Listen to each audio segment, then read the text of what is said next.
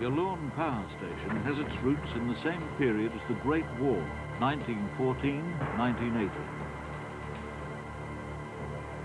At the same time as the survivors were coming home, the young state of Victoria was striving to establish itself as the industrial and manufacturing centre of Australia. But it lacked one thing: a reliable power supply. Most supply until then was from the New South Wales black coal deposits, but that was hampered by industrial strife and breakdowns. The answer lay under the lush green flats of the Morwell area, 160 kilometres east of Melbourne. Brown coal was already being mined there, at the great Morwell Brown Coal Mine, but not in any large amount. In 1918, the Electricity Commissioners Act was passed by State Parliament. Nearly 12 months later, a report on utilising brown coal for electricity production was presented and accepted, first by the Minister, then by State Parliament. Most importantly, the scheme was financed through the Electricity Supply Loan Act, 1919. More than 3,000 acres of land was acquired at what became known as the Yallourn scheme. The area was named from two Aboriginal words meaning brown fire. The new energy industry was to drastically change Victoria and establish the basis for the state's industrial and business growth. It was conceived at a time when coal supplies from New South Wales to Newport Power Station were very unreliable, and this was a major step forward to look at using brown coal technology to provide the basis for power generation for Victoria.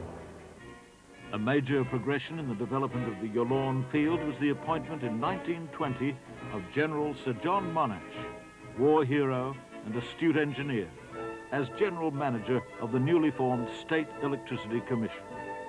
Yallourn was at that time one of the biggest financial commitments undertaken by the state of Victoria. A man of vision and determination was needed to push the project ahead, to cast aside the doubters and those who believed the cost was too high. Monash, with an outstanding record in public life and the support of the men he commanded in the war, was the man for the job. He took on a massive task.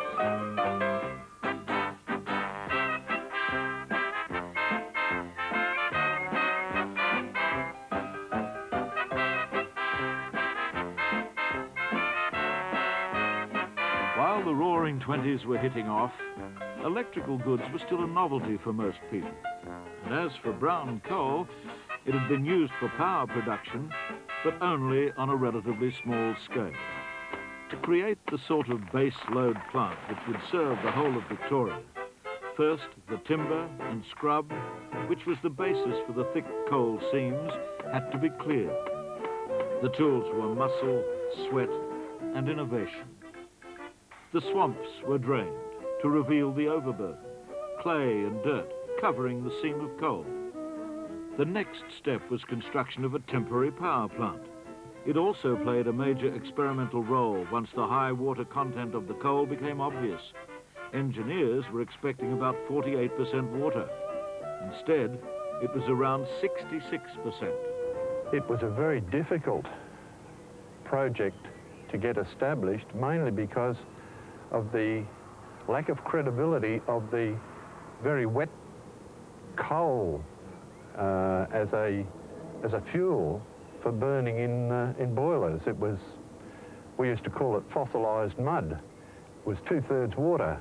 But the temporary plant had a short life, closing in 1924, generating at its peak 950 kilowatts of power, which supplied Yallourn, the construction site, the open cut, the camps, and even the village of Morwell. The planning and scheming of the previous decade was over. Work on the real thing could begin. The first sod at Yallourn was turned on February the 5th, 1921. Scoops and horses worked on clearing the powerhouse site. The horse and cart were also employed when excavating the foundations, a far cry from today's methods of clearing hectares of soil. The building was bricked with a steel frame. The steelwork was supplied and directed by a Scottish firm. Redpath, Brown and Company Limited, from Glasgow. It was a building nearly 100 metres long, with various annexes, in total large enough to house 12 boilers, also imported from the United Kingdom. These provided superheated steam to the 6 turbo generators. Water for the power station came from the Latrobe River, although the flow was initially unreliable. That was solved by construction of a weir, which created a pond and a stable water level. A block of 1 square mile was set aside as the site for the open-cut mine. It contained a proven 150 million tonnes of coal, enough, on 1920s estimates, to power a 150,000 kilowatt station for 100 years. At the same time as the power plant was being constructed, huge advances were being made in other areas. Stripping the overburden from the coal was performed by Bucyrus, revolving steam shovels, although preliminary work was completed by hand labour and horse-drawn scoops. The Bucyrus was converted from coal power to electricity, with bigger and better versions evolving in the first decade of operation. Forerunner of today's massive coal dredger was the Ruston shovel. However, the design changed quickly, from the single scoop shovel to the more efficient continuous bucket dredge. While the technical aspects of establishing a power station were tackled, so too was the problem of accommodating labour. A huge workforce was required, and the state had to provide shelter and support for the men, in the form of work camps. Living conditions were Spartan and the work hard. Yallourn in the early days was no place for faint hearts. Conditions were quite bad, and if a man didn't come there pretty tough, he was pretty tough shortly after fitting in a few weeks or months in the open cut. But there were some civilizing influences. A detailed master plan ensured a model town, and even in the early days, the town, the power station and the workforce were very close. The spirit of sharing, which characterized Yallourn in later years, was obvious even then. We started school here. I think there were about 20 kids in school, and the one little building in Hillside was used as a school by day and a meeting place at night, and on Sundays it accommodated every church. The Roman Catholics would have one session, and the Anglicans and the Presbyterians and the Methodists, and everybody used the one little weatherboard building for quite some time. In the early years, sly grog and gambling from 2 up to SP bookmaking were major social activities. But once the Yallourn township started, sport and hobby clubs were encouraged to fill the gap. The end result was a rich sporting and cultural tradition which involved workers and supervisors. Lack of transport and the closeness of the town to the power station created, by necessity, a tight-knit community. That closeness is well remembered by John Hutchinson, Yallourn born and bred, and a senior figure in later years at the power station. It was a very vital and very rewarding relationship for both parties. The town and the power station grew together from 1924, and the people in the power station all lived in the town, all the key people. So as the power station grew, more and more people came to live in Yallourn. And the power station people also were very keen to make sure that they involved the wives and the families in activities. If Yallourn was a model town for its tenants and the SEC, Yallourn Power Station was no less a revelation for the state of Victoria. Despite the early setbacks of high water content and a tough physical environment, a massive engineering and physical feat was achieved in 1924. Yallourn Power Station turbine house was completed mid-year, with the first power flowing to Melbourne on June the 24th.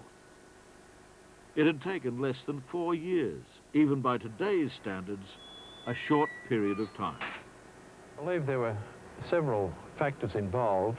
One was the very clear vision that Monash and his team had of what they wanted. Secondly, they sold that vision very convincingly to the people around them who committed themselves to it and who worked very hard. And thirdly, they recruited huge numbers of people. The area behind us was in fact a huge men's camp. There was something like 3,000 single men on site working on the projects. This cartoon expresses the feelings of the day. Victoria finally able to break the supply shackles of New South Wales. The Sun eulogised. Victorian, if not Australian, history was made yesterday.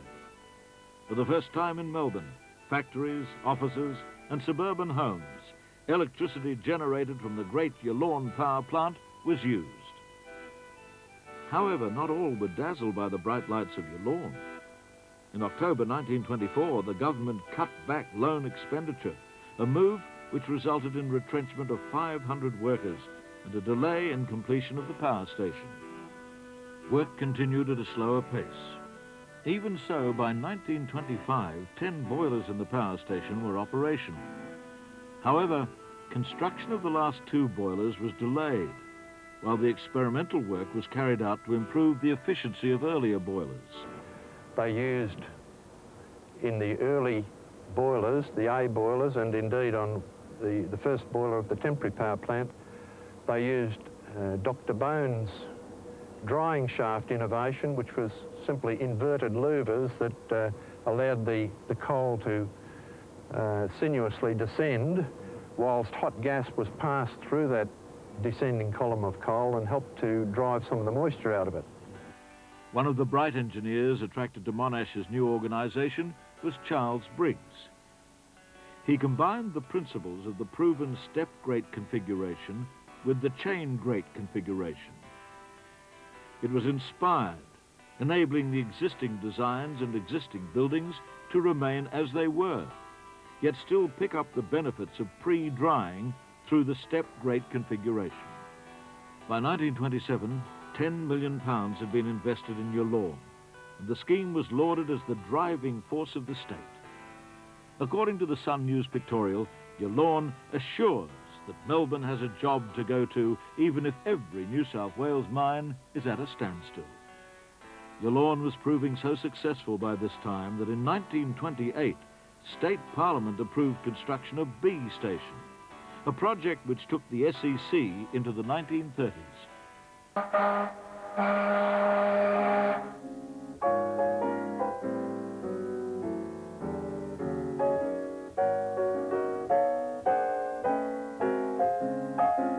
start of the decade was not a good one for the Commission.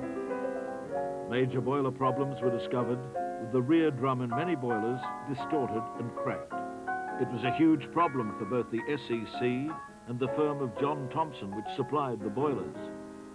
That concern was heightened because the same firm had tendered successfully to supply Yallourn B power station. Supply from Yallourn dropped to nearly half its normal rate, while an extensive investigation took place. An independent report tabled in Parliament, which proved the Commission's work practices were not at fault. Boiler redesign caused some delays to B station.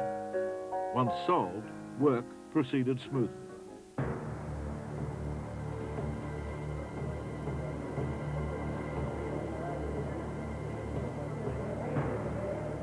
The Great Depression.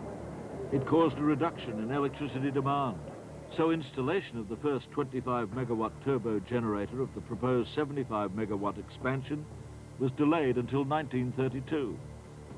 In fact, the second and third sets were not installed in B station until 1935 and 1938 respectively.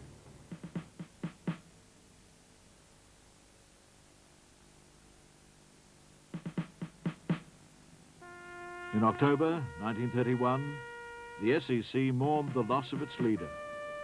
Sir John Monash died. A measure of his impact on the state was the huge crowd of 300,000 people who turned out to pay their last respects. 3 years later, another and even bigger setback.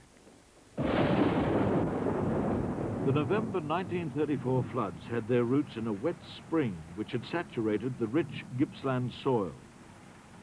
A deluge from Thursday, November the 29th, to the following Saturday ran off quickly, flooding the streams in the Latrobe River catchment area. Water poured into the open cut, forming a giant lake. And it rose 3 inches in a minute and a half over whatever the squareage of the cut was. So it shows you how fast it was coming. It was like Niagara Falls at one end. Only when the rain stopped was the full extent of the catastrophe realized. Water was still pouring into the cut at the rate of 5 million gallons a minute. The open cut itself was a huge pond containing an estimated 4,600 million gallons of water. It took 2.5 months for the floodwaters to recede and expose the coal face. And it was 5 months before the last of the water was pumped away. The flood was the biggest crisis yet to confront the SEC. Hydroelectric schemes, bolstered by the floods, combined with smaller power stations around the state to keep the lights on in Melbourne and industry running. However, the most urgent priority was to get Yallourn running again. A dump of fine coal from Yallourn briquette factory, combined with a stockpile of briquettes, kept the boilers burning for 3 weeks, enough time to reopen the old brown coal mine. Just 3 months after the flood, coal winning began again in Yallourn open cut. Remarkably, the power station continued producing power throughout the crisis. The years from 1934 to 1938 provided a period of consolidation. By 1938, B Station was completed. Yallourn Township, a population of nearly 3,000, achieved approval for a new technical college and a swimming pool.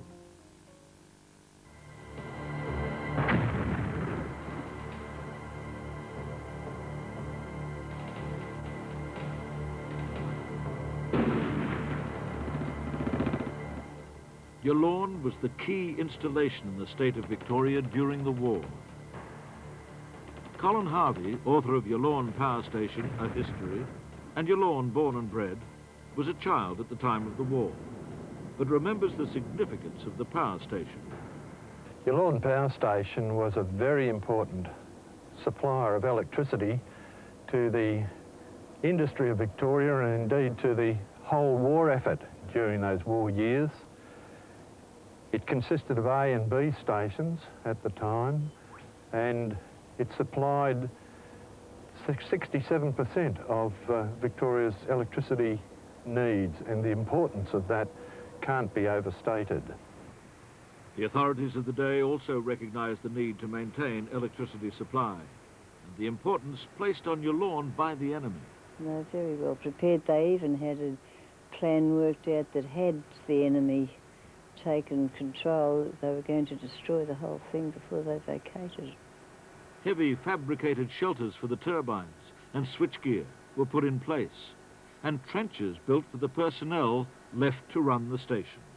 The war also created a shortage of workers. While many of the men went away to war, some reluctantly were made to stay at home to keep the power station running. At one stage, my husband, Phil Ashmead, resigned from the SEC, and he was offered a commission in the Navy. But he was carpeted and told that his duty was here, and here's where he stayed, and there was no option. Women were also recruited to keep the station running. In the days before equal opportunity, women in power stations were a rare sight. In 1945, the war finished and Victorians were jubilant. As the nation regrouped, demand for power jumped. That fact, combined with another coal strike in New South Wales, pushed the new Labor government to action. In 1946, in response to an inquiry by the Premier, John Cain Sr., the SEC outlined proposals to increase power generating capability by 75%, with increases at Kiwa, Newport and Yallourn. The work drew new people into the Latrobe Valley, many of them migrants just arrived in Australia in the post-war immigration boom. In mid-1947, Contracts were let for the manufacture of Yallourn C power station boiler and turbine plant. Approval for Yallourn D followed closely. Both C and D stations were a radical departure from the earlier Yallourn plant. It was acknowledged that the upper limits of solid fuel firing had been reached in B station, and the Commission was looking ahead to pulverising raw coal, then burning it. We were really on the edge of the technology. C station burning pulverised fuel was one of the very first in the world to actually do that, and the fuel was unique, so we had a lot of problems to overcome of stability and reliability and just burner designs. In A and B station, they reached limits at which step grate could burn the coal. That system wasted a lot of fuel, and combustion of lumps of coal was dirty. By pulverising the fuel first, then feeding it into the system, more of the coal surface was available to oxygen. The fuel in smaller particles burned brilliantly, and engineers developed a method of separating hot gases from the burning coal. These gases could be reused to pre-dry the pulverised coal, making it even easier and therefore cleaner and more efficient to burn. While these technological advances were taking place, the township of Yallourn continued to grow.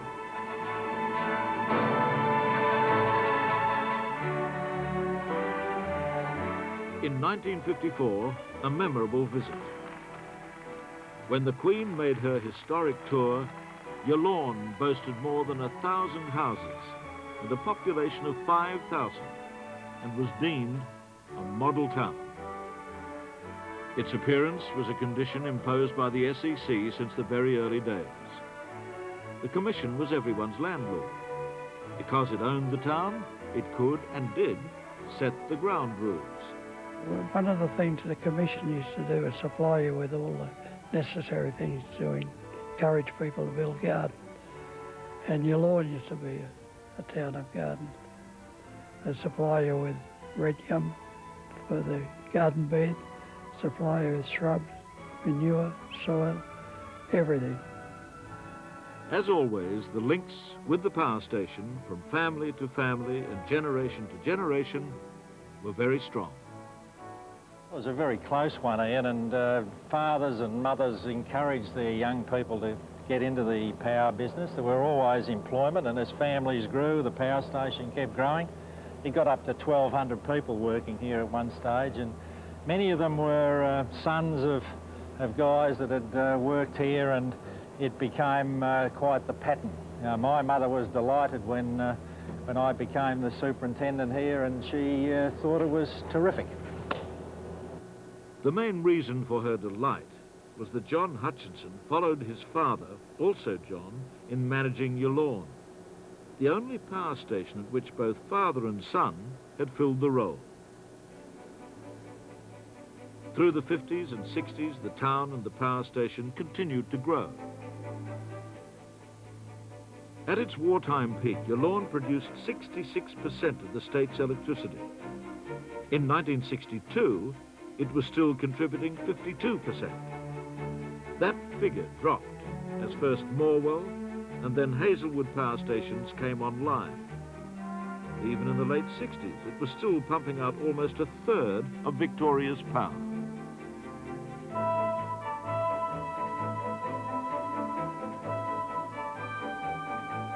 In the early 1960s, the power station and township were at the peak. A station was still running years after its official used-by date was passed. B, C and D stations were still churning out power for the state of Victoria, and E station was well underway. E2 unit was commissioned in May of 1961, with the boiler house and turbine house almost complete.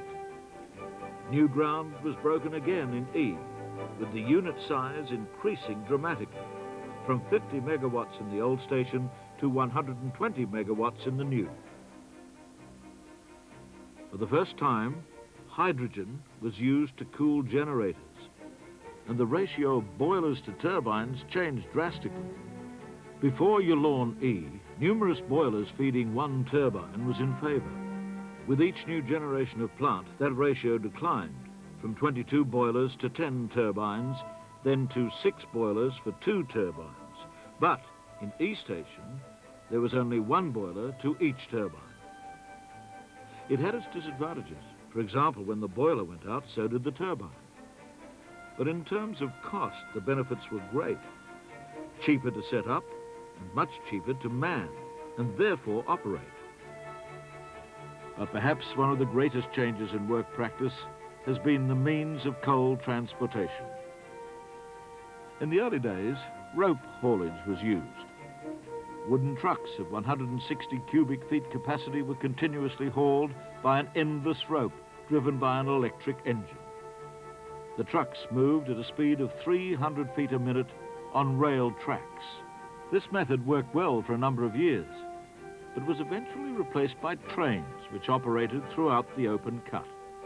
In turn, the trains made way for today's sophisticated conveyor belt system. In August 1961, the SEC gave notice that Yallourn Township would be removed for the coal under it, although many dismissed the warning. The feeling about Yallourn changed so much. In the early days we knew that one day we'd have to vacate. And then around about the 1950s and 60s, everybody said, oh no, it'll be permanent. And that was when all the churches rebuilt. They built the theatre, the new swimming pool, the statues of the town square. And there was this sense of permanence. But slowly the emphasis was shifting from Yallourn. Hazelwood Power Station was built, and in the mid-60s the drain of experienced tradespeople to the new station was causing problems at Yallourn. In 1966 the SEC decided no further major work would be done on A Station turbines. In 1968, A Station was retired. It had given 44 years of faithful service, years longer than expected. Gradually, the other older stations were wound down, and so did the town. The SEC needed the coal from under the houses, with the birth of a new Yallourn power station, Yallourn W. The state government reiterated the decision to close Yallourn. By 1977, nearly 2/3 of the population had been resettled.